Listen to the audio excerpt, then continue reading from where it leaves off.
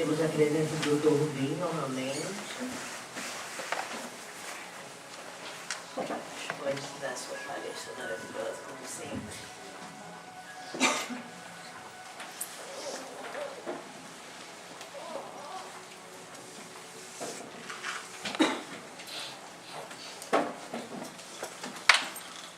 Queridos companheiros, uma boa noite. Boa noite.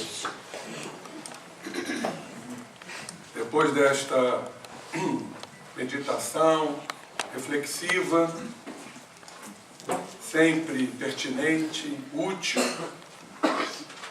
e agradável, ficamos num estado chamado alterado de consciência, onde captamos mensagens, informações, inspirações, intuições para o desdobramento do nosso tema. Lembrando sempre que este exercício que a nossa irmã aqui nos proporcionou deveria ser realizado por todos, diariamente, reservando alguns minutinhos para esse trabalho de abertura, esse trabalho de penetração, de internalização e, consequentemente, de uma abertura dimensional de que necessitamos. Porque ainda estamos muito fixados nas preocupações do dia a dia, nas exigências da vida, nas cobranças do mundo material.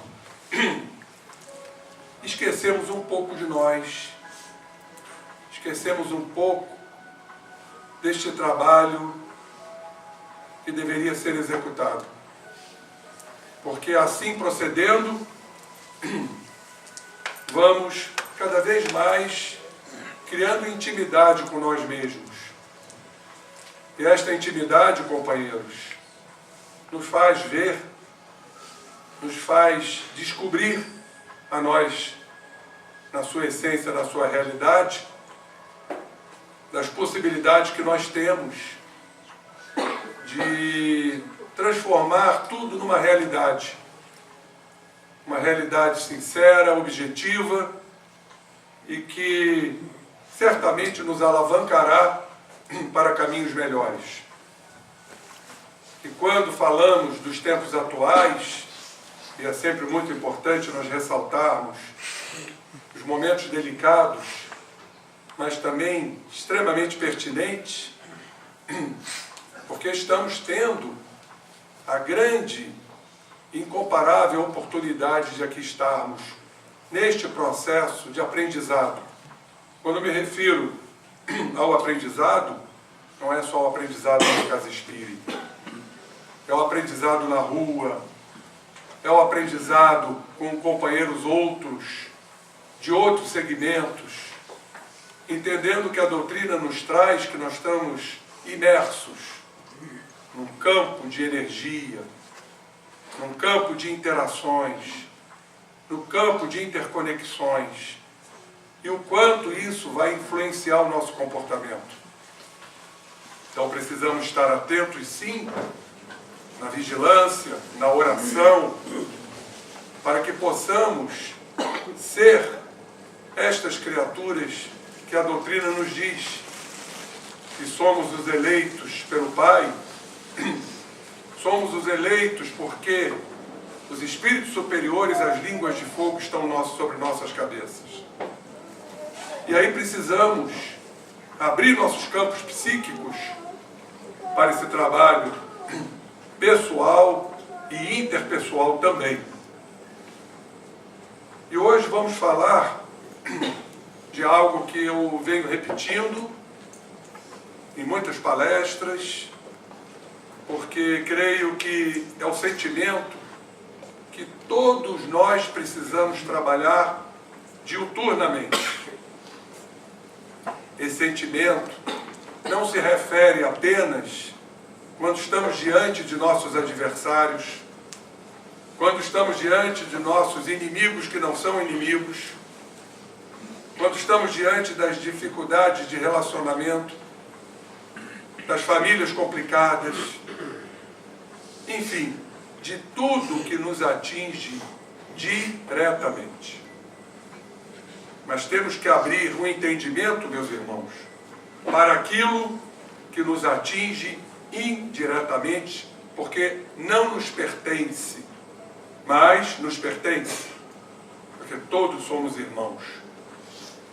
Me refiro ao perdão, porque quando a gente fala de perdão, quando eu for ofendido, quando eu for agredido, quando eu for contrariado nos meus princípios, eu preciso perdoar.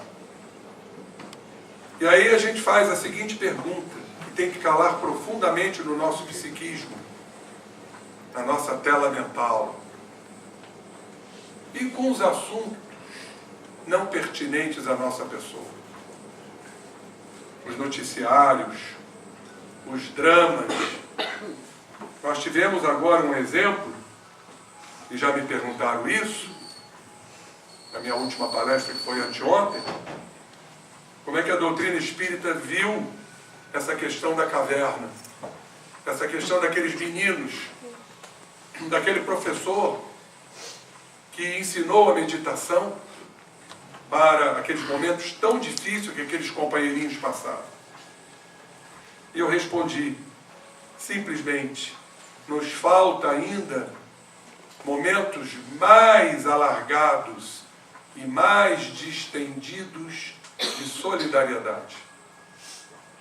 Porque não é difícil sermos solidários aqui na Casa Espírita. Não é difícil sermos solidários na campanha do quilo, na hora do berço, nos trabalhos das comunidades religiosas. Não é difícil. Não é difícil sermos solidários nesse momento de dor, de comoção mundial. Tenho certeza que todos se comoveram com o drama daqueles meninos. Mas e aí, como nós temos que proceder diante de outras situações? Sermos solidários com situações outras, crimes bárbaros, suicídios. Só nessas últimas horas eu já tive 2 notícias de 2 suicídios. E ontem, lendo obras póstumas, Regeneração da Humanidade, eu li lá claramente, através de 2 médiuns, nesse capítulo que todos podem ler, Regeneração da Humanidade, que os suicídios iriam aumentar estatisticamente. Qual a razão de tanto suicídio? Qual a razão de tantos jovens retirando suas existências? Nós sabemos que muitos espíritos já trazem atavicamente, nos seus registros mnemônicos, suicídios outros, de outras experiências encarnatórias. Mas sabemos também que muitos espíritos, diante dessa turbulência que nos cerca, desistem das provas que eles próprios escolheram. E também sabemos que manifestações psíquicas muito intensas são originárias desses processos. Os quadros depressivos graves, por exemplo, que a pessoa perde o sentido da vida. Um autor italiano nos diz que é a irremediável negatividade da vida. São esses irmãos que não veem solução para os seus problemas. Não veem esperança. Não veem descortinar qualquer tipo de alento. Os processos dolorosos do quadro depressivo, que na maioria das vezes só se resolve com medicações, e às vezes medicações até duras, como eu tive a oportunidade de conhecer no Hospital Psiquiátrico de Belo Horizonte, um hospital dirigido por espíritas, em que um companheiro me disse, em alguns casos, só o eletrochoque. Até então visto como algo medieval, algo selvagem, quando não. O eletrochoque, em alguns casos, tira a criatura das portas do suicídio. O eletrochoque com assistência médica de enfermagem, numa sala aparelhada por profissionais capacitados, ainda é uma grande solução. Então a depressão é algo também que está se alastrando. Recebemos uma carta de uma estudante de medicina em que ela relata que iria se suicidar e se suicidou. E no papel ela coloca, nesta carta que eu recebi, a dor profunda, uma dor que não havia remédio, irremediável. Uma dor que ela não conseguia solucionar, uma dor que ela não entendia, uma dor da alma, que nós temos que respeitar. Então são esses companheiros, nesses momentos tão delicados, que estão aí a granjear esses processos no nosso orbe, que nós temos que nos focar. Em algumas situações, sim, trabalhar o perdão. O quão é difícil perdoar. A gente sempre bate nesta tecla. Como perdoar? Quando somos ofendidos, magoados, traídos, abandonados, desabastecidos, economicamente falando. Por quê? Tudo isso acontece. Se não, para que a gente possa trabalhar, desenvolver este sentimento tão importante, pois ele é sinônimo, guardem isto, de saúde. Quem perdoa, a própria neurociência já nos traz isso, vai ter o alívio, vai ter o bem-estar, vai ter uma alegria indizível. E que não perdoa, torna-se escravo da angústia, ancora-se na vingança, na ansiedade, em sempre esperar uma oportunidade para se vingar. E quando lemos esta frase que eu sempre gosto de repetir, do inventor do para-raios, Benjamin Franklin, que nos diz que as 3 coisas mais difíceis do mundo são, em primeiro lugar, guardar um segredo. Como temos dificuldade de guardar um segredo? Por que não guardamos um segredo? Estamos sempre a falar. Porque no envolvimento de um segredo, sempre tem uma crítica, sempre tem uma maledicência, sempre tem uma calúnia. Por isso não guardamos o segredo. Às vezes contamos algo inconscientemente com o intuito.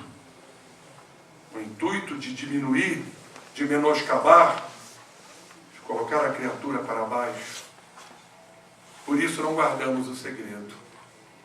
A segunda coisa mais difícil nos fala, e isso também é importante relatarmos, é aproveitar o tempo. Como nós desperdiçamos o tempo? Com futilidades, com frivolidades, com palavras jocosas, com críticas feiceninas, de sensualidade, obscenas, conversas que se perdem, que se esvaem pelos regatos das nossas incongruências. Então não aproveitamos o tempo como deveríamos aproveitar. E por último nos diz Benjamin Franklin, perdoar. Porque a gente diz, olha, eu perdoo, mas se eu encontrar meu ofensor, eu vou atravessar a rua. Então a gente não perdoa. Daí porque o nosso Mestre Jesus, naquele diálogo com Simão Pedro, nos aponta o caminho. Quando Pedro perguntou a Jesus: aquele que pecar contra mim, eu devo perdoar até 7 vezes? E Jesus foi muito claro, insofismável: não 7 vezes, mas 70 vezes 7 vezes. Então isso é um simbolismo muito importante. Jesus quis nos mostrar ali que para cada ofensa nós temos que perdoar. Para cada mágoa nós temos que perdoar. Para cada sentimento de culpa, que é muito mais difícil para nós, o auto-perdão, do que o perdão. Porque o nosso ego não permite falhas. A nossa vaidade, o nosso orgulho, a nossa prepotência, nós não nos permitimos nos situar em falhas e fracassos. Então o que fazemos? Adquirimos, consciente e inconscientemente, e aquilo que é consciente vai para o inconsciente também, e torna-se mais um reduto a ser trabalhado, se não nesta encarnação, mas quiçá em outras. E aquilo vai se acumulando como um grande débito de culpas por termos falhado. E o que utilizamos normalmente mediante esse sentimento de culpa? Nós queremos nos eximir, nos isentar da responsabilidade. Então fazemos o que é muito frequente. Nós projetamos no outro a responsabilidade que nos diz respeito. Então passamos a considerar o outro como culpado, como vilão, como o algoz, como o carrasco. E eu então me situo e me apoio e me instalo na cadeira dolorosa e pontiaguda da mágoa. Esse sentimento altamente destrutivo, desastroso, cancerígeno. E a hora que entendermos verdadeiramente isso, meus companheiros, vamos fazer a verdadeira profilaxia, que é o esforço que temos que colocar em prática e ter isso sempre em mente, de perdoar. Porque senão vamos enveredar pelos caminhos tortuosos.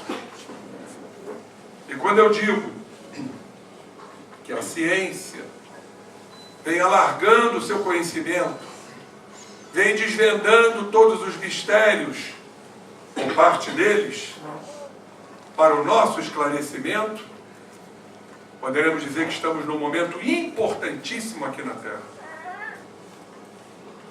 Lá neste capítulo de Obras Póstumas, da regeneração da humanidade, nós vamos encontrar essa observação de que a ciência será o grande impulso para o conhecimento, para a aceitação, porque vai ter o aval da pesquisa, o aval da ciência, que é o que está acontecendo.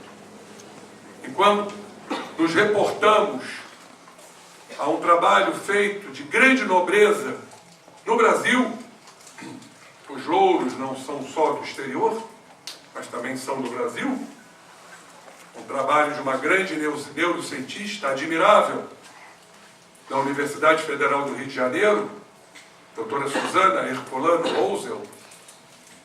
Ela fez um trabalho baseado num trabalho feito na Itália. Então ela nos diz claramente que o nosso cérebro, ele tem 2 vidas. Todos os nossos comportamentos emocionais são regulados por uma estrutura cerebral. Quando perdoamos, essa estrutura cerebral ela vai ser comandada e vai ser controlada por uma outra área do cérebro. Quando não perdoamos, outra área do cérebro vai controlar o nosso comportamento emocional. E aonde nós estamos querendo aqui chegar, companheiros? Que a área que não perdoa vai gerar cada vez mais ansiedade, depressão, problemas cardiovasculares, derramamento de substâncias altamente danosas para o nosso organismo, como excesso de adrenalina, estresse, raiva, ódio crônico. Vocês imaginem, tenham uma noção de uma mágoa que a gente traz da infância, aonde a gente também faz um processo de transferência, sem ser o agente da mudança. Passamos a culpar nossos pais que de repente deram o que podiam dar. A família. Mas a gente sempre tem que encontrar um bode expiatório. Porque aí eu faço uma transferência e eu sou a vítima. Esse é o grande problema do ser humano. O ser humano gosta de ser o pobrezinho, o coitadinho, o abandonado, o rejeitado, o negado. E esquecemos, ou não sabemos, que somos os agentes do nosso destino. Temos que mudar esses conceitos psicopatológicos, desses traumas da infância, aonde, sim, fomos maltratados algumas vezes, negados, renegados, abandonados, magoados. Não podemos esquecer nunca de algo, por mais que tenhamos sido feridos na nossa infância, foram os nossos pais que nos deram a vida, e eles acordaram, no sentido de acordo, no mundo espiritual, para nos receber. Isso não tem preço, porque só há o processo de concepção, a atração do espermatozoide escolhido magneticamente para se infiltrar na cutícula do óvulo, se houver aceitação. Por isso a doutrina espírita nos mostra que não existe gravidez indesejável. A mulher pode recuar depois. Aí é outra história. Como a gente pode recuar da encarnação e não encarnar. Deus nos concedeu a maior benemerência, que é o livre-arbítrio. Deus não vai interferir em nossas vidas. Deus não faz o que nós temos que fazer. Ele nos deu o livre-arbítrio para que a gente faça as nossas escolhas. Que é a consciência que escolhe. Porque senão Deus vai resolver todos os meus problemas. Assim como Jesus veio salvar todos os nossos pecados. Isso é até uma maldade com Jesus. Coitado de Jesus ter que salvar os pecados de toda a humanidade de todos os tempos. Jesus não veio para salvar nossos pecados. Jesus veio trazer a lição do amor para que a gente se salve. Nós é que temos que nos salvar mediante nossas escolhas. É esse o caminho, companheiro, para a gente não ficar esperando da espiritualidade quando o dever é nosso. Eles nos ajudam, mas a gente tem que se ajudar. Porque senão, como ficaria a existência sem o esforço, sem a perseverança, sem a luta, sem o sacrifício, sem a renúncia?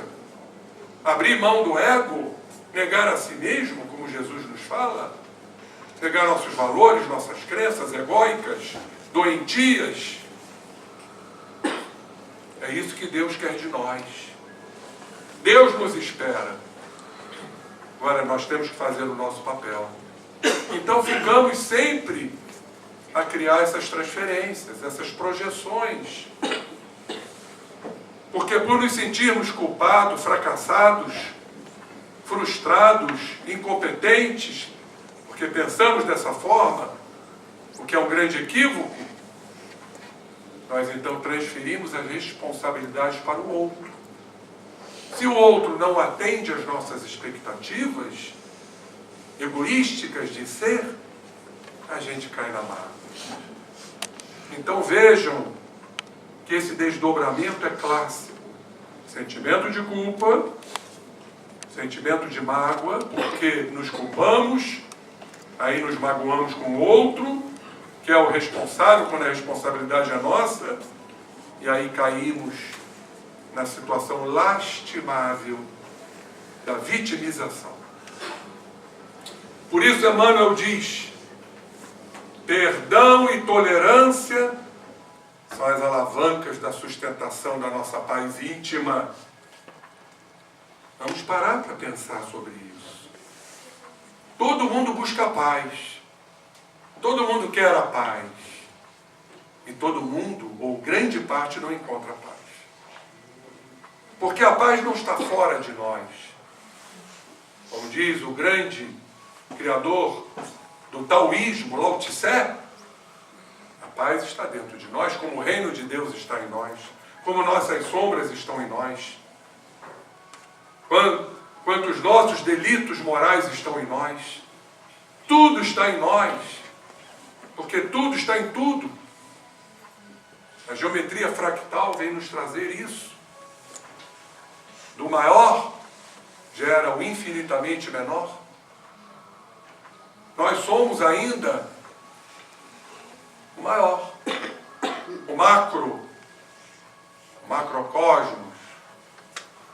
Estamos lentamente nos encaminhando para o microcosmos, em divisões que se perdem ao infinito. Vejam um exemplo da natureza.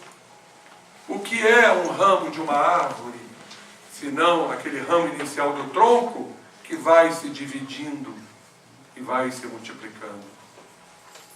O que é árvore brônquica? Vamos pegar o brônquio principal, que vai se dividindo, vai se multiplicando, formando o que chamamos de bronquíolos. E é assim que tudo funciona.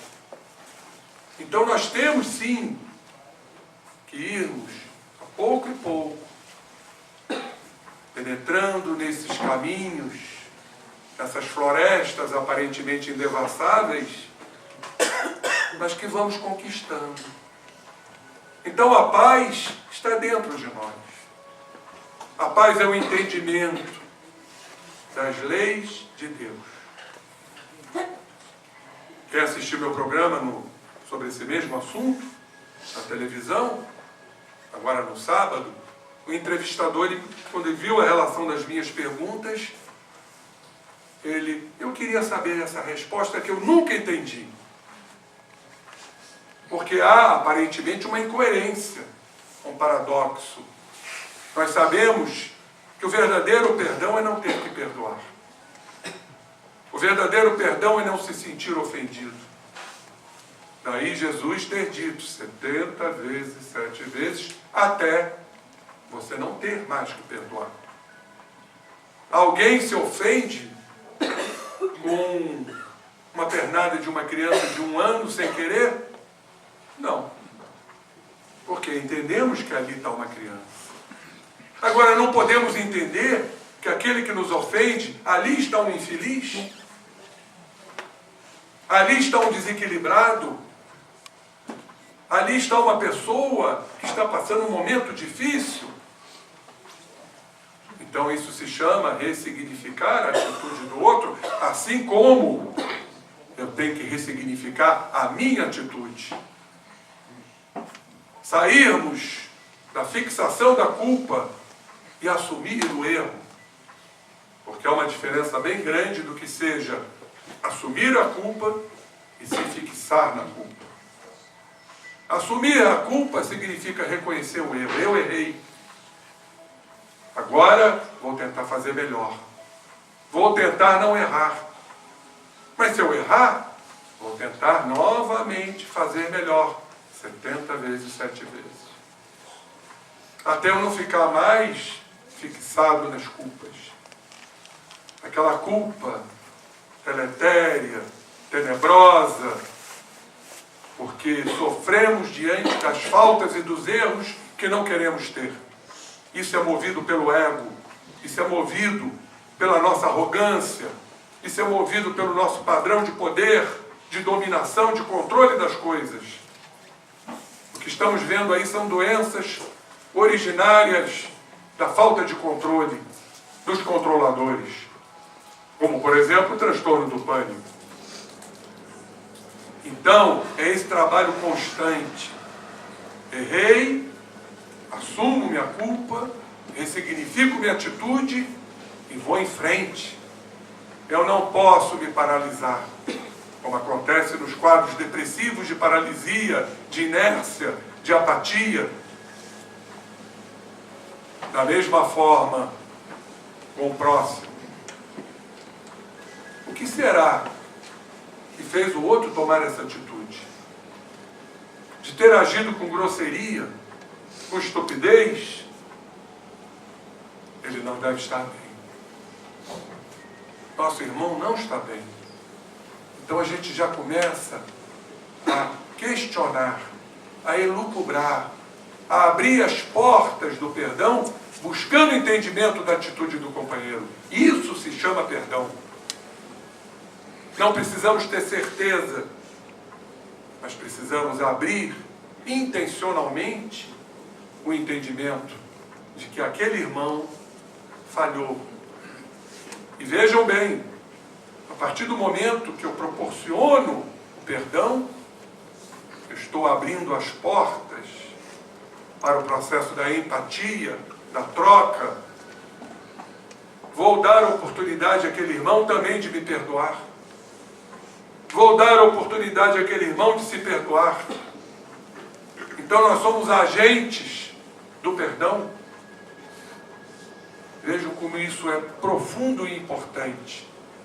Então, voltando ao que eu estava falando do nosso irmão. Uma frase que todos conhecem, que é aquela frase final de Jesus na cruz. Ó Pai, perdoai-lhes, porque eles não sabem o que fazem. E aí eu pergunto, dentro do que conhecemos, se perdoar é não se sentir ofendido. Será que Deus se ofende para perdoar? Será que Deus fica triste para ficar alegre? Será que Deus sente raiva? É o Deus vingativo ainda de muitas culturas do passado? Para depois ser um Deus brando, misericordioso? Esse não é Deus. Porque está muito claro, companheiros, na definição da divindade. Deus é imutável. Então ele não precisa se ofender para perdoar. Então por que Jesus se dirigiu dessa forma? Pai, perdoai-lhes porque eles não sabem o que fazem. Eu já ouvi 1000 explicações a esse respeito e nenhuma me convenceu. Por que Jesus falaria isso? E aí eu fui encontrar num livro de um esotérico, não espírita, mas altamente espiritualizado, a explicação lógica que eu queria ter. E o que o nosso irmão que me entrevistou também queria ter. E ele a teve e vocês também a terão. Uma simples frase me tocou profundamente. Diz esse filósofo chamado Jean-Yves Leloup, francês, PhD em psicologia, doutor em filosofia, foi padre dominicano, no livro recente dele, Amar Apesar de Tudo.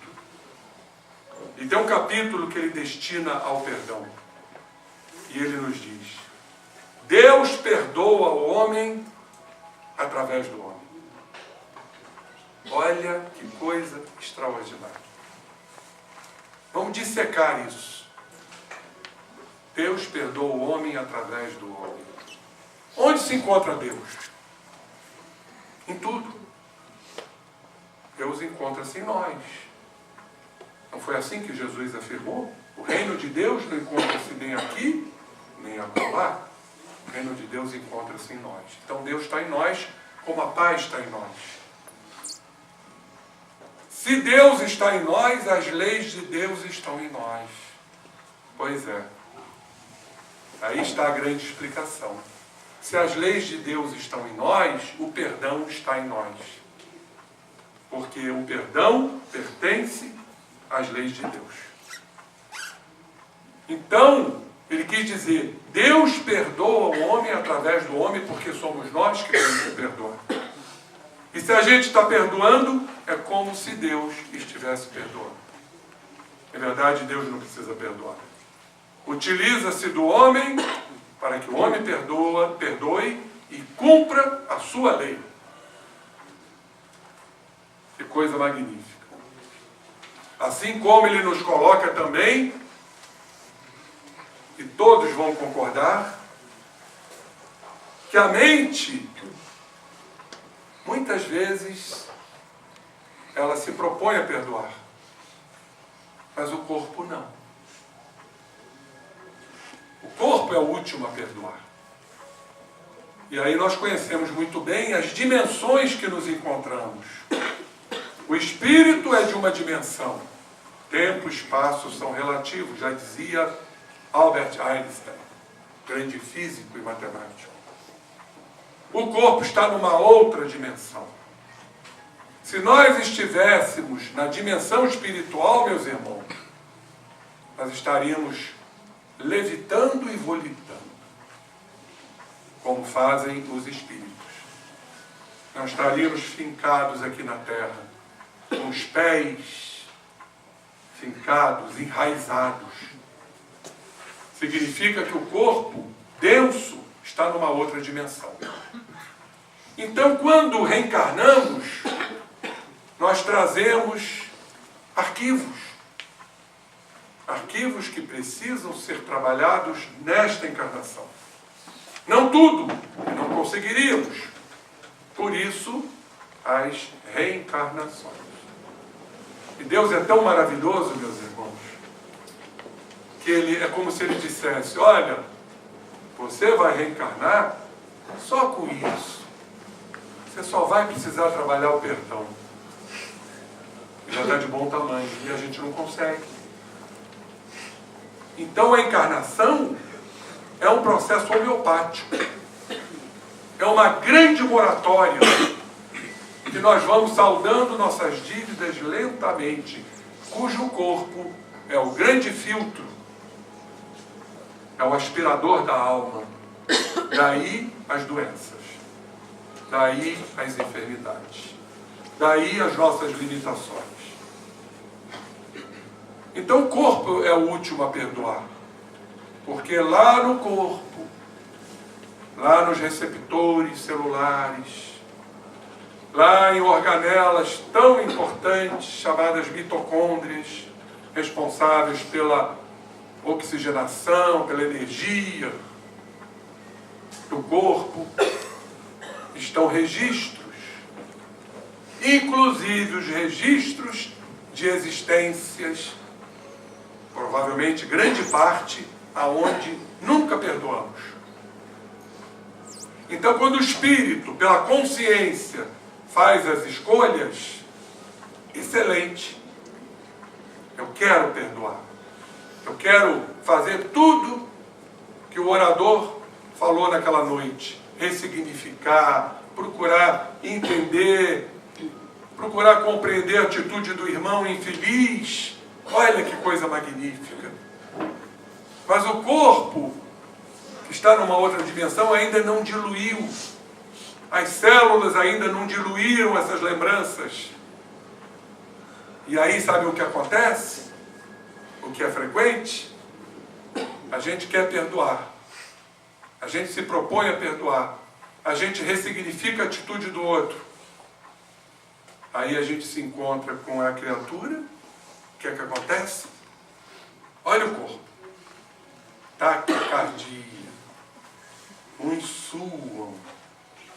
Tensão muscular diante do adversário, do inimigo que nos ofendeu e que a gente ainda não esqueceu.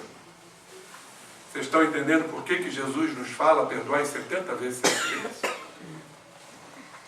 Pois é. Precisamos perdoar em espírito para poder perdoar, inclusive fisicamente, celularmente, organicamente. Que é o último. Que diante do ofensor, nós não vamos nos sentir leves, serenos. Há um retesamento natural. E a gente começa a explicar então o que Emmanuel quis dizer.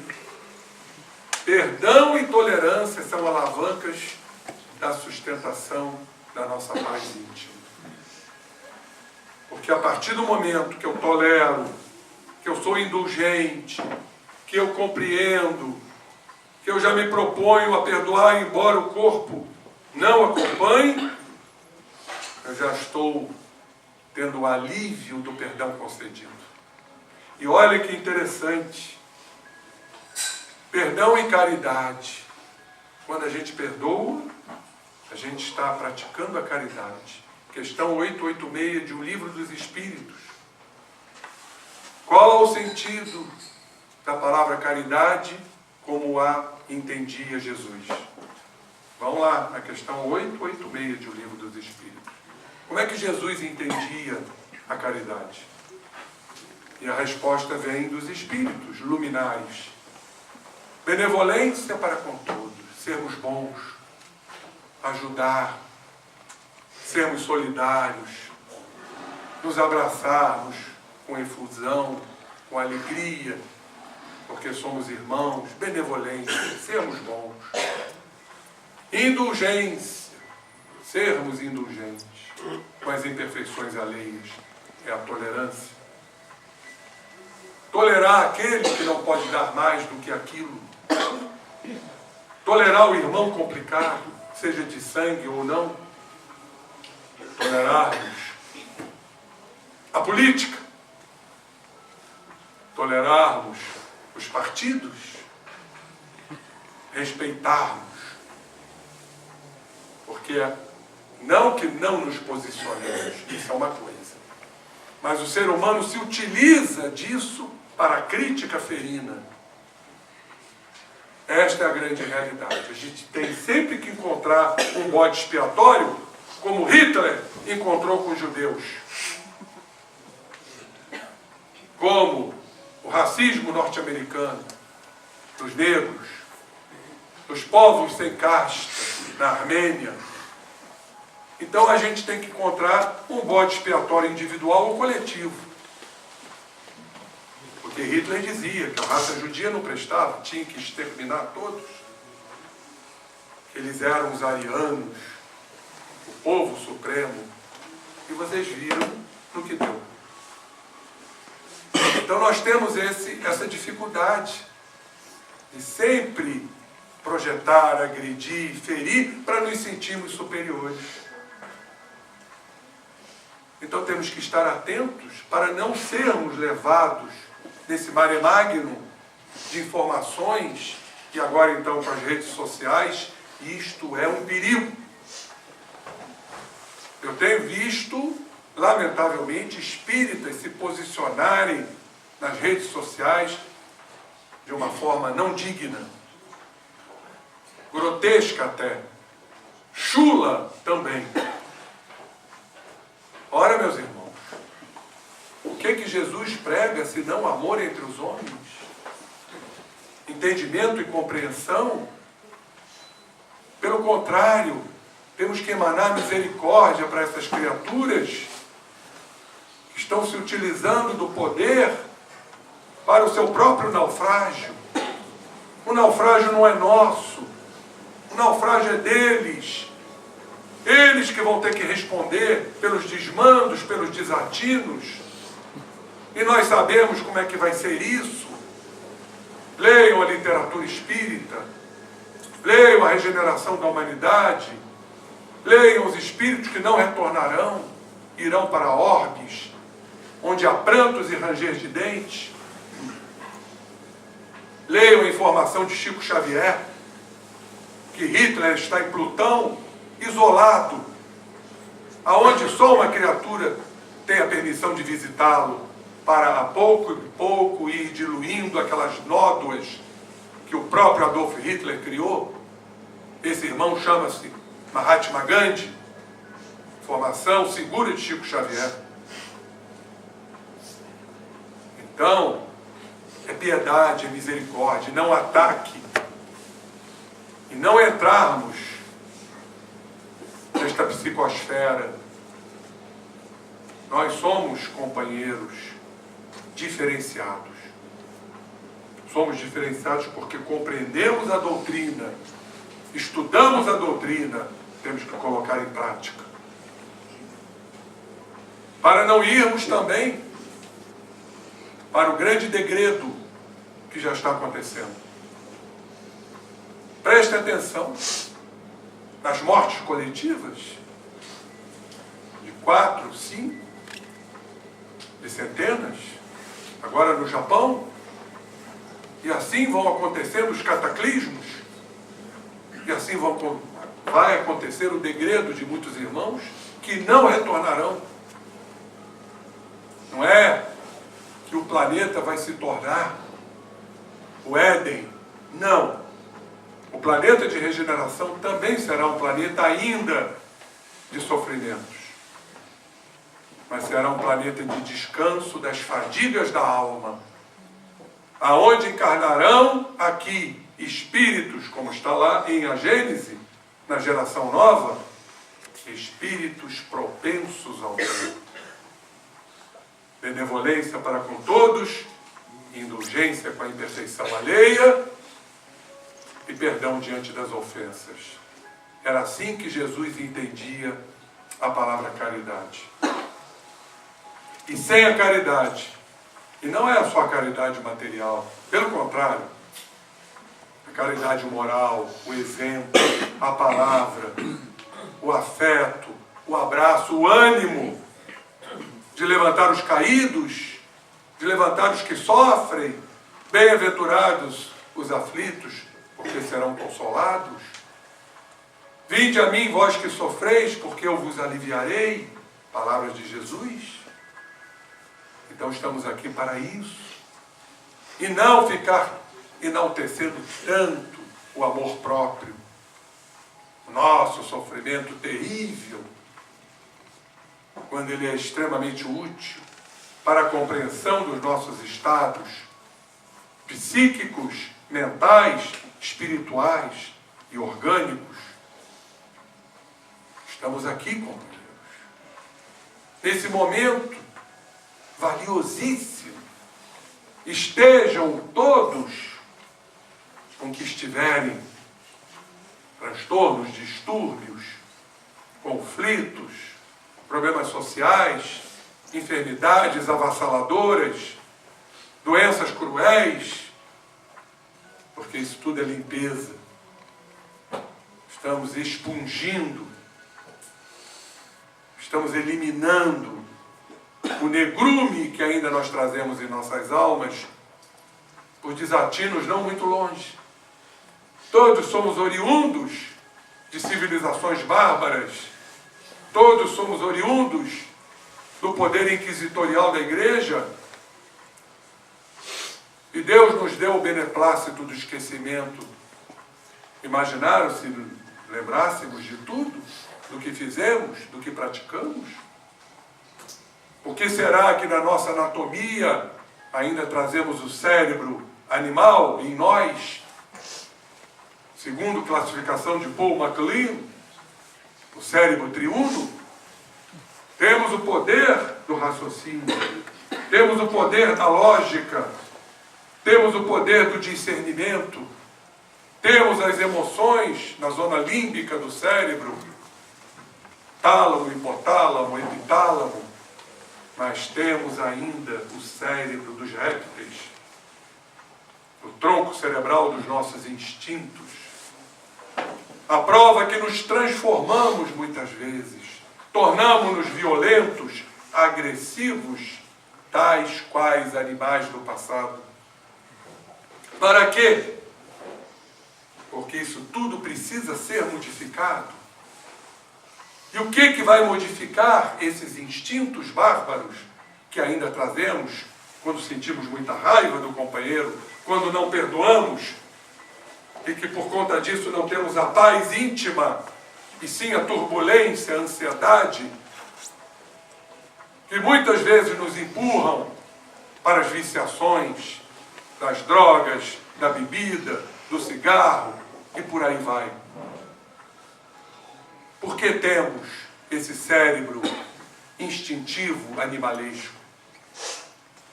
Porque ainda trazemos esses resquícios de um reino animal ainda não vencido.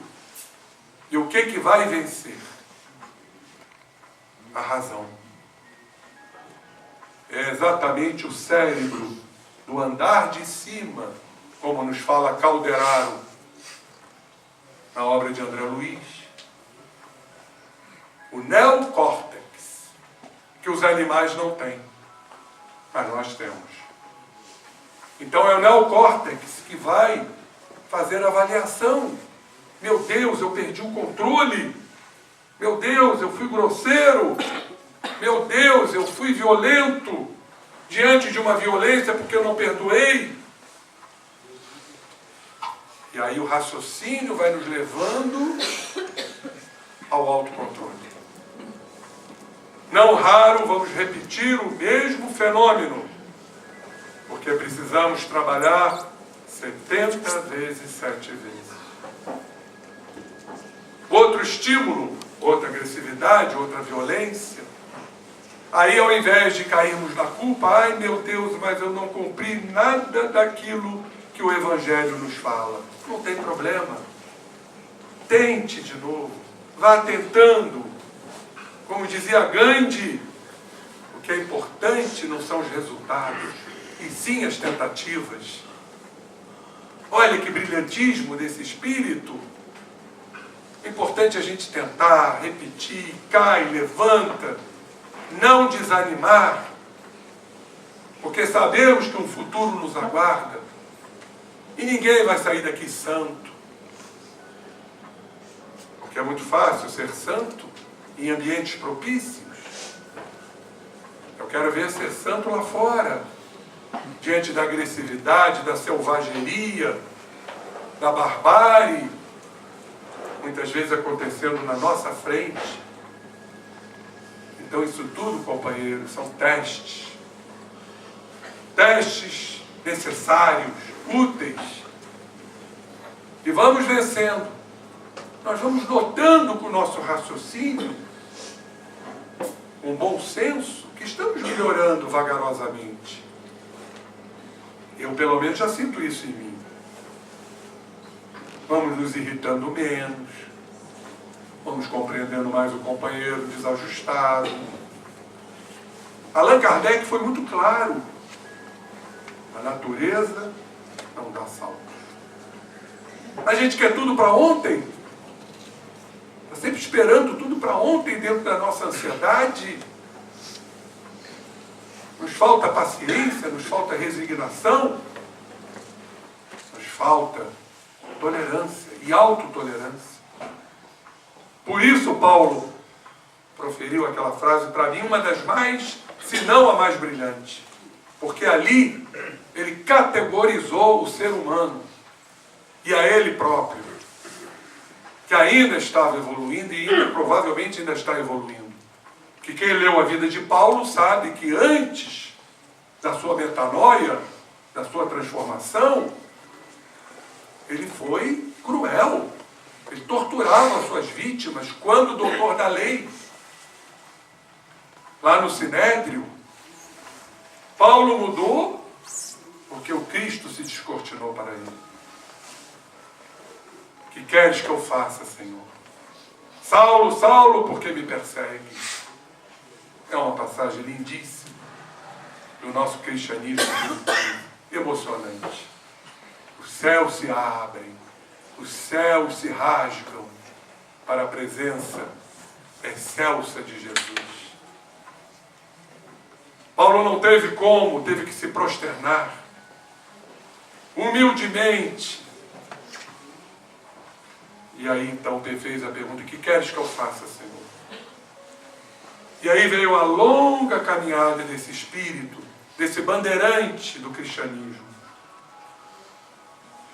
E aí esta frase, volto a repetir, uma das mais brilhantes, porque elas explicitam o que é o nosso psiquismo, o que é a nossa caminhada, o que é a nossa jornada.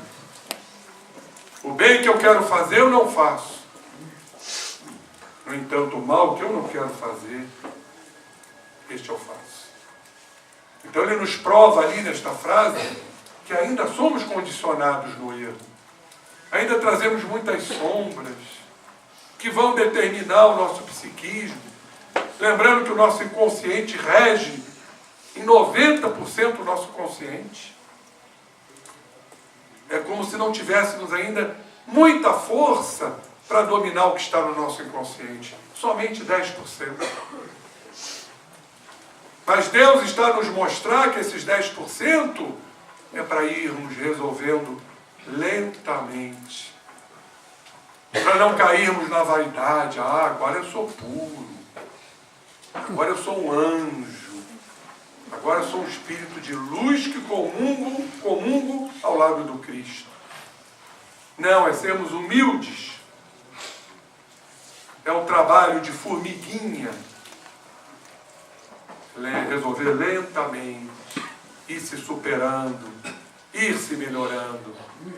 Mas nós temos prêmios. Nós temos grandes prêmios. Deus é tão extraordinário que toda vez que cumprimos a sua lei, ou minimamente a sua lei, pelo nosso esforço, nós somos aquinhoados. Nós recebemos um quinhão de alegria que se expressa no nosso cérebro, que a neurociência nos mostra e nos diz se chamar o circuito da recompensa.